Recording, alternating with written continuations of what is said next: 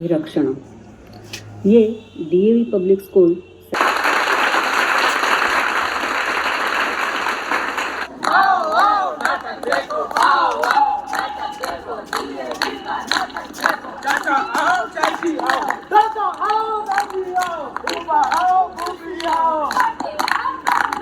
अरे मामू कहाँ चले?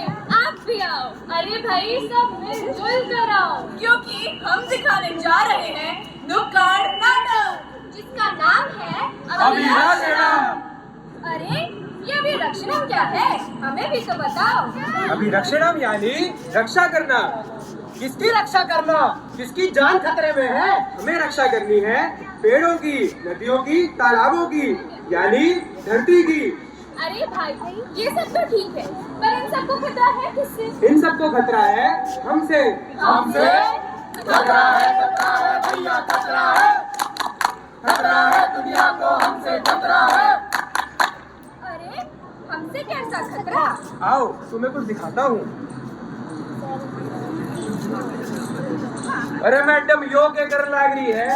सड़क पर कूड़ा क्यों फेंके है? अरे भाई तो और कहाँ फेंकूं? अरे डस्टबिन में जाके डाल दिए। अभी अंधा है क्या? यहाँ का डस्टबिन दिख रहा है तुझे? अरे इसने ठा के अपने गोद में डाल ले, घर जाके फेंक दिए। अरे भाई जेल है, डस्टबिन थोड़ी है। तो ये सड़क तब न डस्टबिन लगे है। सुन, तुझे इतनी पड़ी है ना तो खुद उठा ले। देखा, यही तो करते हैं हम सब। जहाँ मन करे वहाँ कचरा फेंक देते हैं। आजकल हमने अपने शहर को ही डस्टबिन बना रखा है। तो फिर हम क्या करें? हमसे अच्छे तो जानवर है, कम से कम साफ सफाई करके तो बैठते हैं। हम और कुछ नहीं, कम से कम डस्टबिन में तो कूड़ा डाल सकते हैं। देखा, आओ और दिखाता हूँ। ये मुझे ना, ये मुझे चाहिए। घर एक बूंद भी पानी नहीं है। मेरे घर लोग बीमार हैं। अरे भाई मेरे छोटे छोटे बच्चे हैं। मुझे तो दुनिया में कई जगह तो पानी के लिए मारो मार है, और कई जगह गाड़ियां धोने में पानी लुटाया जा रहा है। इसीलिए जहाँ तक हो सके पानी को बचाएं, क्योंकि पानी की एक एक बूंद कीमती है। अरे भाई तुम क्यों रो रहे हो? दिखता नहीं है क्या? पेड़ हूँ मैं और अपनी किस्मत को रो रहा हूँ। क्यों, क्या हुआ तुम्हारी किस्मत को? हजारों सालों से मैं अपना सब कुछ इस इंसान को देता आ रहा हूँ। ये है कि अपने स्वार्थ के लिए मुझे जड़ से ही मिटा रहा है। देखा आप सबने, यही तो होता है। सालों से पेड़ों को काटा जा रहा है, कभी सड़कों के नाम पर, कभी बिल्डिंगों के नाम पर, कभी तरक्की के नाम पर। अरे भाई पर इन्हें लगाएगा कौन?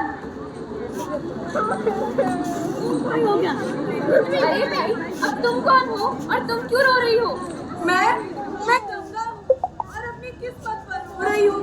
पर तुम्हारी किस्मत को हुआ क्या? पहले तो यही इंसान बोलता था, गंगा तेरा पानी अमृत, गंगा तेरा पानी अमृत। और अब बोलता है तेरी गंगा मैली हो गई, पापियों के पाप धोते धोते।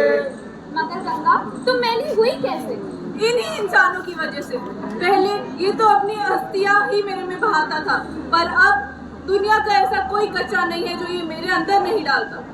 देख तेरे इंसान की हालत क्या हो गई भगवान, कितना बदल गया इंसान, कितना बदल गया इंसान। सिर्फ गंगा ही नहीं, हमने कोई नदी, नाला, यहाँ तक कि समुद्र को भी नहीं छोड़ा। पीने लायक पानी तो बचा ही नहीं, इसलिए कृपया कचरा पानी में न डालें। गड्डी मेरे तोरे हाँ भाई, गड्डी तो तेरे पहचान की है, पर इस गड्डी से जो प्रदूषण हो रहा है उसका क्या? अरे गड्डी मेरी, पैसे मेरे, तू क्या ले? आला रे आला सिम्बा आला। हाँ भाई, पोल्यूशन के कारण दिखा। सर जी पॉल्यूशन तो नहीं है। गड्डी लगा साइड में,